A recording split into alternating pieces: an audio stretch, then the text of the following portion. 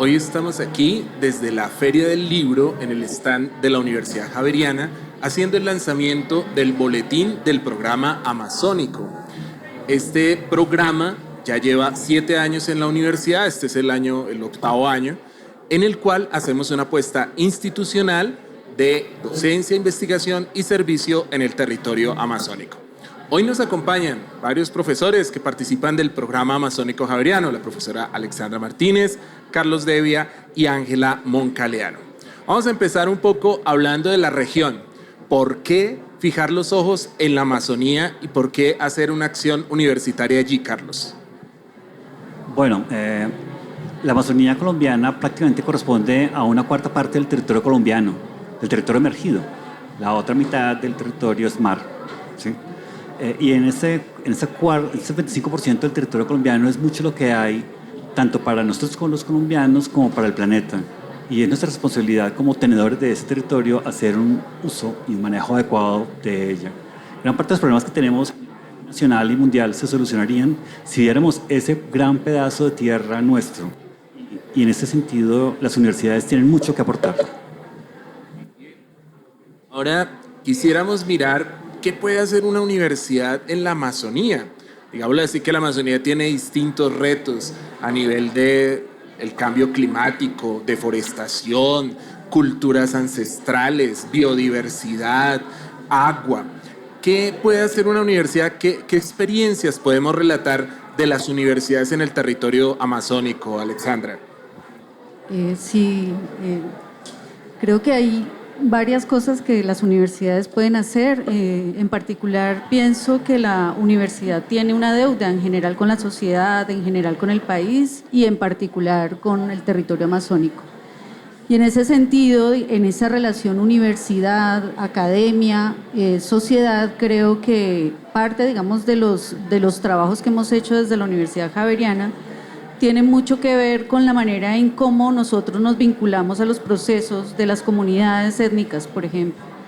En una investigación que hicimos recientemente con un equipo de profesores, profesoras, estudiantes, egresados, en el Putumayo, en el Valle del Sibundoy, que queda en la parte alta del Putumayo, trabajamos todo lo relacionado con la educación. Digamos que el proceso que nosotros nos vinculamos allí tenía que ver fundamentalmente con la educación propia, tenía que ver con el proceso de reconocimiento de la educación indígena, de la forma en cómo las comunidades étnicas han desarrollado un conocimiento propio y cómo este conocimiento se vuelve fundamental precisamente para entender la Amazonía, para respetar la Amazonía, para ser parte de la Amazonía, pero también le da a la academia unas herramientas para que la academia pueda pensar la Amazonía en otras claves, y esas claves no son solamente las claves de la ciencia, sino que son claves interculturales, claves de diálogos,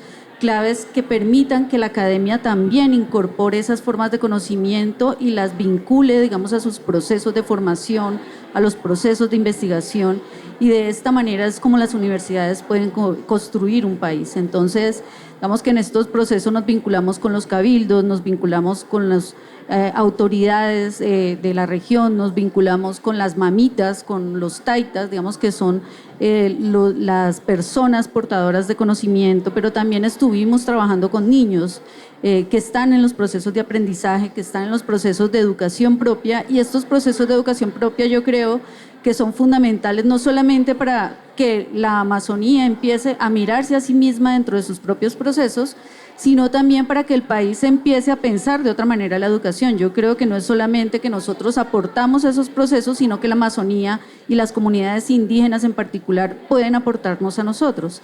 En ese sentido creo que, por ejemplo, el país tendría que pensarse ya en implementar lenguas indígenas en sus currículos académicos, así como queremos que los grupos étnicos implementen en sus currículos la educación que todos recibimos, la educación de las comunidades étnicas tendrían que estar también incorporadas a los procesos curriculares, tanto de los colegios, pero también a los procesos académicos de investigación. Entonces creo que esto es un trabajo de todas las universidades. Creo que la Universidad Javeriana tiene una apuesta bastante importante allí en el territorio, porque este proceso es el que nos ha permitido a nosotros entrar en contacto con las comunidades, pero también tener un proceso continuo, mantenernos allí en estas comunicaciones con las personas que allí habitan, pero generar procesos cada vez mucho más afianzados. Entonces yo creo que esta es una invitación importante para que podamos articularnos a estos procesos de conocimiento propio y que cada vez la academia se vaya nutriendo de esto que nosotros podemos denominar la ecología de saberes. Yo iba a preguntarte un poco al respecto, porque sé que esa es una idea fuerte. Cuéntanos un poquito, ilústranos qué es esto de la ecología de saberes y cómo se puede trabajar en la Amazonía. Bueno, esta es una idea que vienen trabajando desde la sociología, desde la antropología, desde, digamos, en general las ciencias sociales, para pensarse de otra manera el reconocimiento de las formas de conocimiento más allá de la ciencia. Entonces ya sabemos que el conocimiento del mundo es más que el conocimiento occidental del mundo, o sea, ya no estamos hablando de un conocimiento del mundo limitado a una única manera de conocer como es Occidente, sino que tenemos ya más conocimiento y justamente, digamos, en lo que nosotros podemos pensar como el mundo globalizado, digamos, otras formas, reconocer otras formas de pensamiento. Esto nos obliga primero a un ejercicio de interculturalidad, reconocer la cultura del otro, entender la cultura del otro, a partir de ese reconocimiento mutuo, permitir, digamos, estos diálogos interculturales, pero no solamente implican estos diálogos interculturales, sino también los saberes, digamos, de los cuales esos grupos culturales son portadores. Entonces esto también implica un diálogo de saberes. Entonces este reconocimiento de diálogos interculturales, diálogos de saberes, es lo que nos va a permitir a nosotros realmente aproximarnos a reconocer las diferencias. Las diferencias son importantes, ¿sí? Y es importante reconocerlas para romper un poco esa idea de que las diferencias nos hace desiguales, ¿no? Digamos que la desigualdad es un problema cuando es un problema estructural que no reconoce al otro, ¿sí? Entonces ahí sí tendríamos que estar pensando como universidad y como sociedad, digamos, el peligro de las desigualdades, que son bastantes en nuestro país. Pero a nivel de reconocimiento de las diferencias, eso es lo que nos permite precisamente llegar a compartir, digamos, otras posibilidades de conocimiento. Incluso mucho del conocimiento que tienen las comunidades étnicas de su territorio es lo que permite precisamente que nosotros podamos apuntar a una conservación y a unas del territorio amazónico, digamos, de su biodiversidad, de sus recursos, pero también a la posibilidad de estar allí, digamos, de habitar el territorio sin daño. Es decir, tenemos la idea de que habitar el territorio significa acabar con el territorio, dañar el territorio, el extractivismo, digamos, el daño que le hace al territorio. Sin embargo, se puede habitar el territorio sin daño.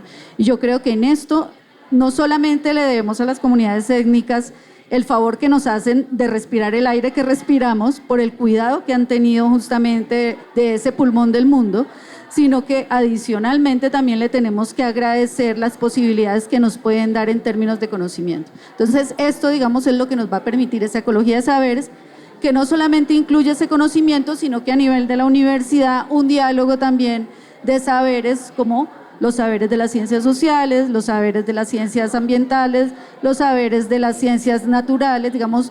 Creo que allí es una tarea que es urgente en este momento para participar precisamente de esta posibilidad de cambiar y de generar otras posibilidades de entender la vida en particular y el mundo en general.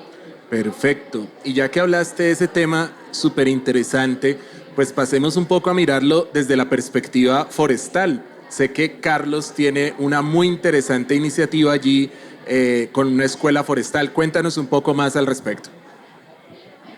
Bueno, definitivamente el conocimiento es algo que fluye y se construye, y particularmente el conocimiento de los grupos étnicos se convierte en un valor de altísima importancia cuando se suma de manera interesante al conocimiento occidental y se crea nuevo conocimiento. Eso es un elemento, digamos, clave. En la universidad, en ese momento estamos desarrollando 3 proyectos muy interesantes allí en la Macarena, en el cual buscamos dar solución a 3 problemas apremiantes que hay tanto para la región como a nivel mundial. Y es lo que tiene que ver con la pérdida de biodiversidad, por un lado, por otro lado, todo lo que hay alrededor de los balances de carbono, y finalmente lo que tiene que ver con la dinámica hídrica. En ese sentido, los 3 proyectos buscan, a partir del conocimiento, generar alternativas que permitan vincular a las personas que están ocupando esos espacios.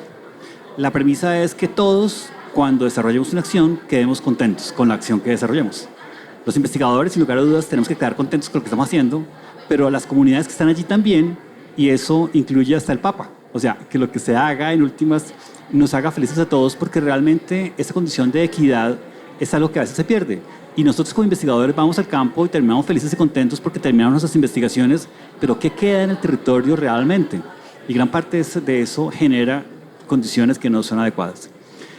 Este proyecto de investigación permitió identificar una serie de alternativas fundamentales basadas principalmente en lo que significa el echar mano de las áreas boscosas existentes, basado principalmente en los productos no maderables, que desafortunadamente las comunidades locales no conocen, pero las comunidades indígenas ancestrales sí conocen, y en gran medida hay desarrollos asociados a eso. Sobre las áreas donde hay unos usos particulares, asociados principalmente a la ganadería, se han identificado modelos que permiten generar una transición hacia recuperar las coberturas arbóreas que se perdieron. Por supuesto, como dije anteriormente, generando satisfacciones a las comunidades locales. O sea, uno no puede llegar a ese territorio y decir, mire, ustedes tumbaron ese monte, tienen que irse del lugar y esa área que es productiva para ustedes en ganadería ya no puede dejar de ser productiva. Ya tiene que dejar de ser productiva porque vamos a meter bosque allí otra vez que bajo escuelas no muy adecuadas conducen a que tiene que ser conservación a ultranza. La conservación sin uso no funciona y hay mecanismos de uso que garantizan la conservación como un elemento clave. Por comer hamburguesas no se van a acabar las vacas. Es más, comer hamburguesas significa un mecanismo de que haya vacas. En esas áreas que han sido deforestadas, una apuesta centrada en restablecer árboles se convierte en algo interesante. Árboles que en este momento podrían, en esas áreas deforestadas, entrar, por ejemplo, a contribuir a una oferta de materias primas claves como es la madera. La madera en este momento se convierte en un bastión fundamental en la lucha contra el cambio climático. Desafortunadamente, en nuestras escuelas de ingeniería y de arquitectura, el uso de la madera a nivel de Colombia es prácticamente inexistente. Estamos en un espacio en donde hace 70 años, se pusieron unas vigas en madera. Esto es invisible para muchos ingenieros y arquitectos. Y cuando en las facultades de arquitectura e ingeniería hablamos de construir con madera, eso prácticamente es imposible. Y la mejor opción de la lucha contra el cambio climático es comenzar a reversar esos procesos de uso de materias primas que no son adecuadas. Por otro lado, vimos que había una ausencia de conocimiento muy fuerte a nivel local y también a nivel general. Los muchachos en la región y los adultos en la región no tienen claras las opciones que hay respecto al bosque, desafortunadamente. Y generar procesos de transferencia tecnológica en los adultos se convierte en algo muy complejo porque tienen ya una vida armada y ya tienen unas obligaciones. O sea, decirles, dejen de tener vacas para comenzar a sembrar árboles que algún día van a aprovechar para convertirlos en maderas que pueden utilizar, eso es una historia que no van a dejar de hacer. En el mismo proceso de capacitación están pensando en, tengo que ordeñar la vaca, tengo que ir a apartar, etc. Entonces identificamos que lo más adecuado es trabajar con los jóvenes. Los muchachos que están saliendo del colegio son los que tienen la posibilidad realmente de generar ese cambio. Y allí montamos un proyecto muy interesante con apoyo de la Rectoría que se llama la Escuela Forestal. La Escuela Forestal lo que busca es transmitir conocimientos asociados al uso de la madera. Y fue interesante porque arrancamos con cosas muy convencionales, ¿sí?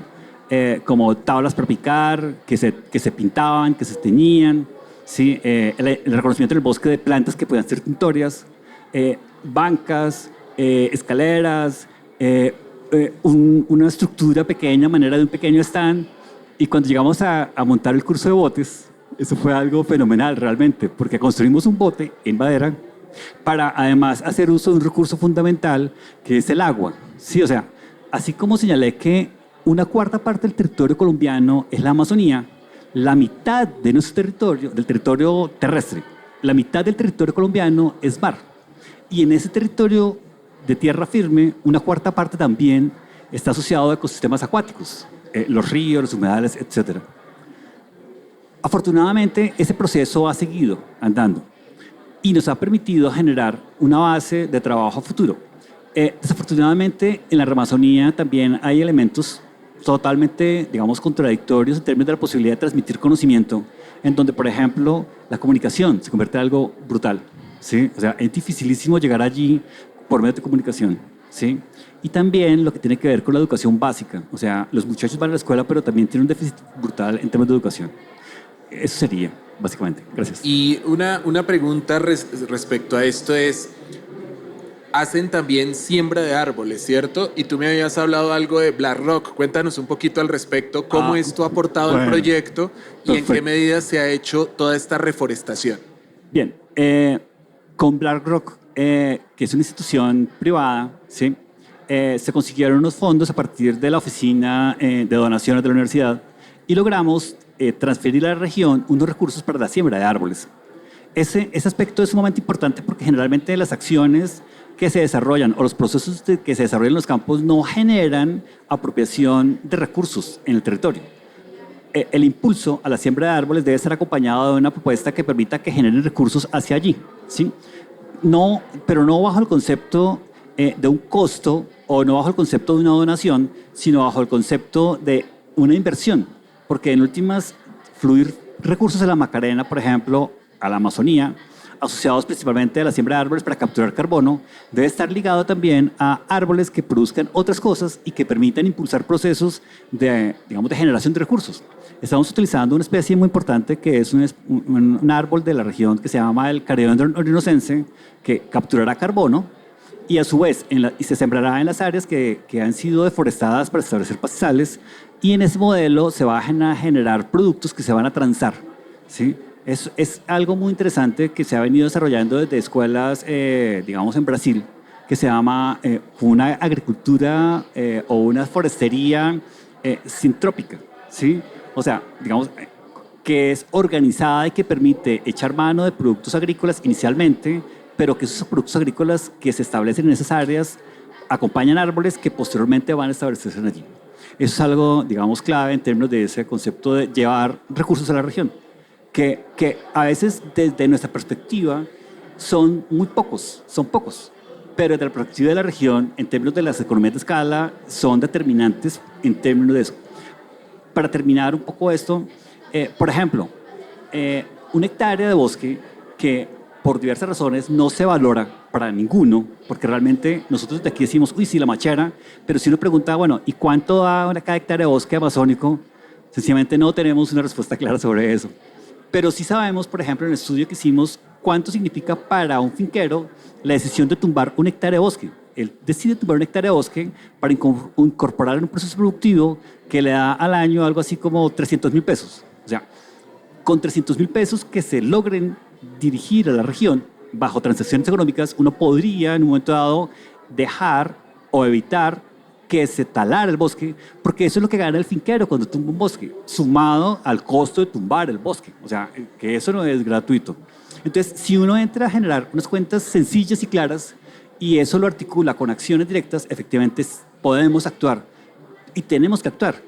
Hay otro tema que me gustaría contextualizar y es que por el cambio climático en este momento la Amazonía está entrando en una situación complejísima porque el cambio climático ha determinado que se den fenómenos de sequía que están secando algunos árboles en el bosque amazónico. Y esos árboles en el bosque amazónico que se secan son combustible perfecto para el fuego. Y si no hacemos nada en este momento con respecto a esos bosques amazónicos, sencillamente se van a quemar solitos. Y eso es lo que está pasando. Entonces hay que actuar en consecuencia y eso es fundamental. Muchas gracias, Carlos. Vemos cómo desde las ciencias sociales, desde la ingeniería forestal, los estudios ambientales y rurales, hay muchas conexiones. Y aquí entramos también a hablar un poco sobre el agua.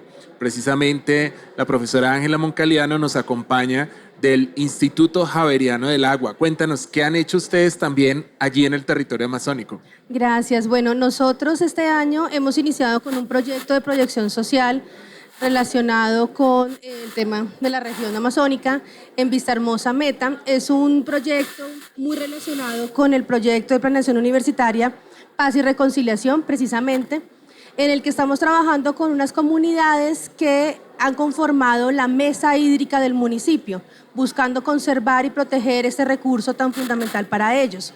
Ellos prácticamente es una comunidad que tiene un acueducto muy veredal, con muchos problemas en cuanto a su manejo, en términos de calidad, en términos de cantidad, Y la idea con este proyecto es poder apoyarlos a ellos a ir un paso más allá para que este tipo de aproximaciones al territorio por parte de las comunidades, ese tipo del manejo del recurso hídrico por parte de las comunidades se fortalezca un poco más. Esto va acompañado, por supuesto, no solamente de un tema social y de investigación, sino también un tema de formación. Por ejemplo, ellos no saben el valor del agua, ellos tienen unas cuotas de pago del agua, pero realmente que no obedecen a unos cálculos adecuados de cuánto se está consumiendo.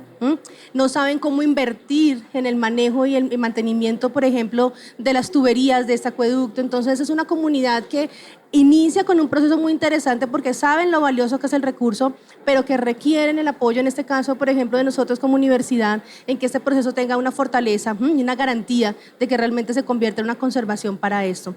Este año la idea es que vamos a trabajar con esta comunidad, son diferentes representantes de los grupos sociales, mujeres, hombres, y la idea es que con ellos podamos llevarlos a un paso más allá para que generemos tejido social, para que generemos apropiación del recurso hídrico por parte de ellos y eventualmente eso les ayuda a mejorar su calidad de vida, porque la comunidad depende 100% de este recurso.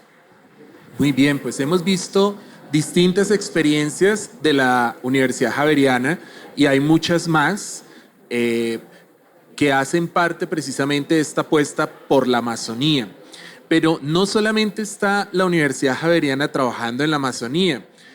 Precisamente el año pasado tuvimos una experiencia muy interesante. Propusimos el simposio Universidades y Amazonía para poder un poco establecer una red de trabajo académico, de lo que están haciendo las distintas universidades del país en este territorio tan importante, tan estratégico ante estas dificultades como el cambio climático.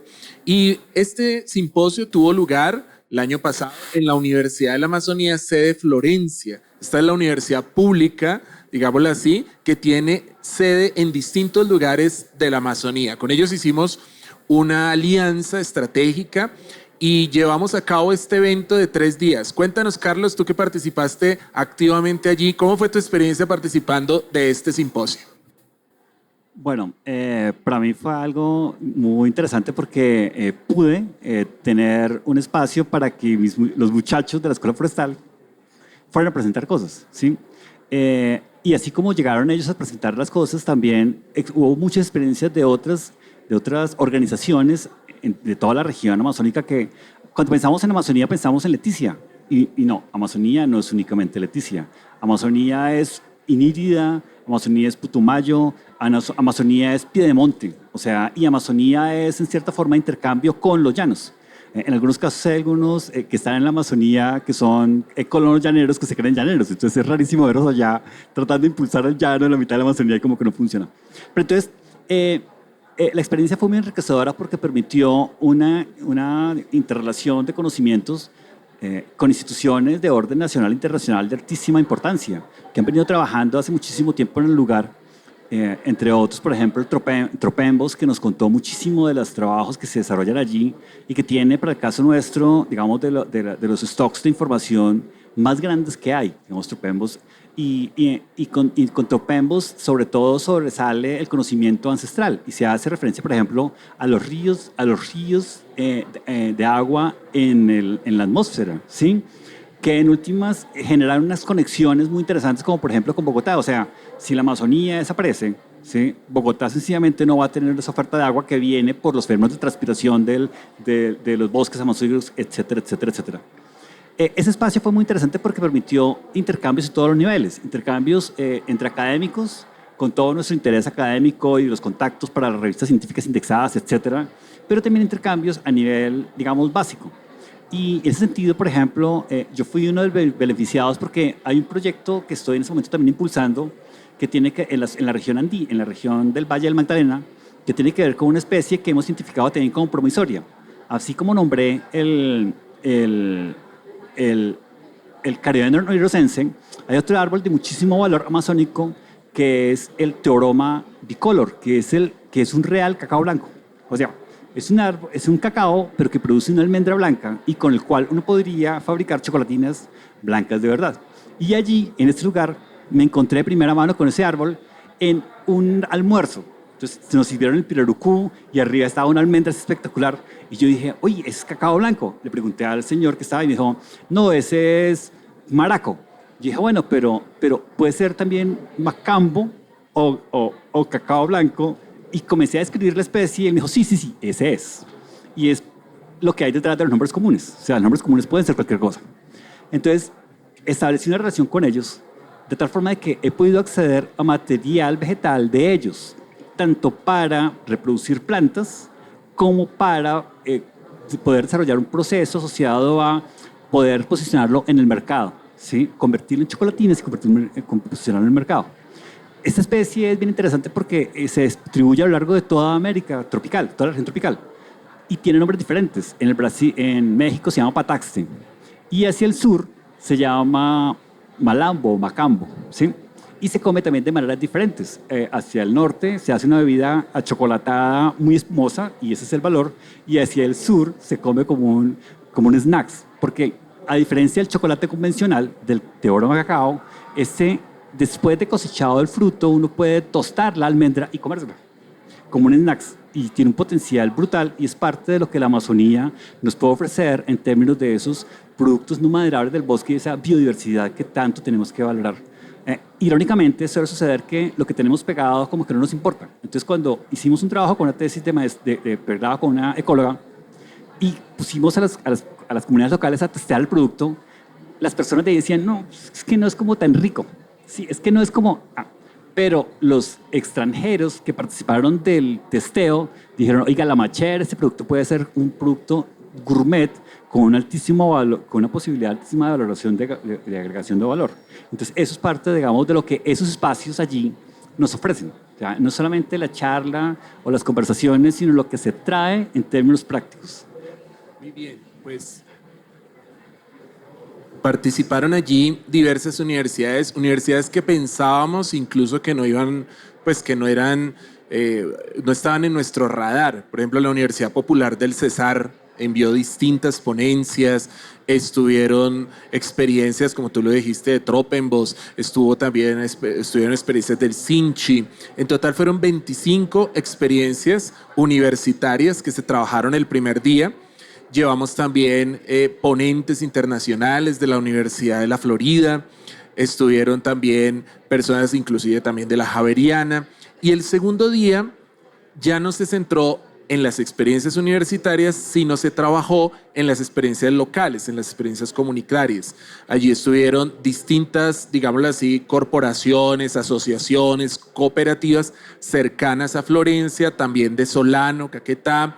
También trajimos personas de distintos territorios, firmantes de paz, miembros de la comunidad ticuna, estuvieron jóvenes también. Es decir, fue un evento que permitió visibilizar, por un lado, las acciones de las universidades en la Amazonía, pero por otro lado, cómo se ha dado el diálogo con las comunidades, y tratamos siempre como de darle voz a las comunidades y a lo local. ¿Y por qué quise tocar ese tema del simposio? Pues bien, porque ese es el tema central del boletín que estamos lanzando en el día de hoy. ¿Cómo accedemos a ese boletín? Uno entra a la página de la Universidad Javeriana y en el home, en la parte de abajo, en compromiso social, ahí hacemos clic y entramos allí al programa amazónico javeriano. Allí en el programa amazónico javeriano vamos a encontrar el boletín amazónico. El boletín ya va por su 5º número, es decir, desde 2021 iniciamos esta tarea de hacer, digámoslo así, un recuento de las acciones de los profesores allí en el territorio.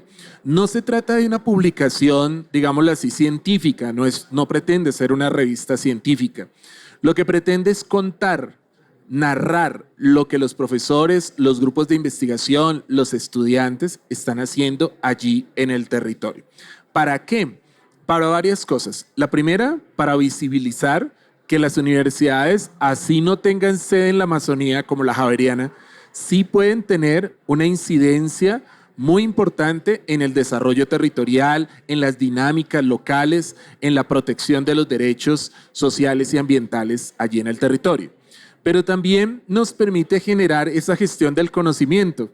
todos estos movimientos que se han, digámoslo así, suscitado en torno a la ciencia abierta, al tema de compartir información, al tema un poco también de tejer redes entre investigadores, docentes, porque cabe aclarar que muchos de estos proyectos son de investigación, pero también hay proyectos que tienen que ver con docencia, es decir, estudiantes que van allá y prestan un servicio. Y hay proyectos claramente de responsabilidad social. Entonces, en el Boletín Amazónico podemos encontrar precisamente todas estas acciones, estas narraciones de lo que han hecho los profesores allí y de lo que se está haciendo en este momento. Pero este número del boletín, el que estamos lanzando, el número más reciente, tiene algo muy especial y es que recoge también las experiencias que se expusieron en el simposio. 25 experiencias que están allí narradas de todas las áreas del conocimiento, digámoslo así, también ejercicios interdisciplinarios para que podamos empezar a trabajar juntos, porque puede que nos unifiquen temas territoriales, es decir, uno puede decir, tal universidad está en este municipio, en este territorio, y nosotros también podemos dialogar, o también por situaciones o temas, digámoslo así, que tienen que ver con agua, con educación, con salud, con ecoturismo, porque fíjense que esto mostró también que el turismo de naturaleza, el ecoturismo se ha activado muchísimo en el tiempo reciente, sobre todo después de la pandemia, y obviamente los temas de paz, de reconciliación. Entonces, una invitación muy importante, muy especial, a visitar la página, consultar el boletín amazónico y sobre todo entender que desde las universidades podemos hacer mucho. Y también aprovecho aquí para hacer una cuña, porque este simposio es un simposio permanente. Es decir, no pasó el año pasado ya, se acabó, sino que este año vamos a tener una segunda versión de ese simposio permanente en el mes de octubre. Lo vamos a hacer aquí en Bogotá, en la Universidad Javeriana. ¿Y qué queremos hacer? Convocar al Estado, convocar al Ministerio de Ambiente, convocar a las otras universidades, convocar también a los organismos de cooperación internacional, convocar a las embajadas, es decir, poder fijar los ojos en la Amazonía en temas clave, como el cambio climático, el tema de deforestación, reforestación y los temas de bienestar, desarrollo humano integral de allí, del territorio, de los pobladores de este territorio. Pues bueno, muchas gracias a ustedes, Alexandra, Carlos, Ángela, por habernos acompañado, a quienes nos siguen aquí por estos medios digitales, y los invitamos a consultar, a mirar, a leer y a disfrutar nuestro boletín del programa amazónico javeriano.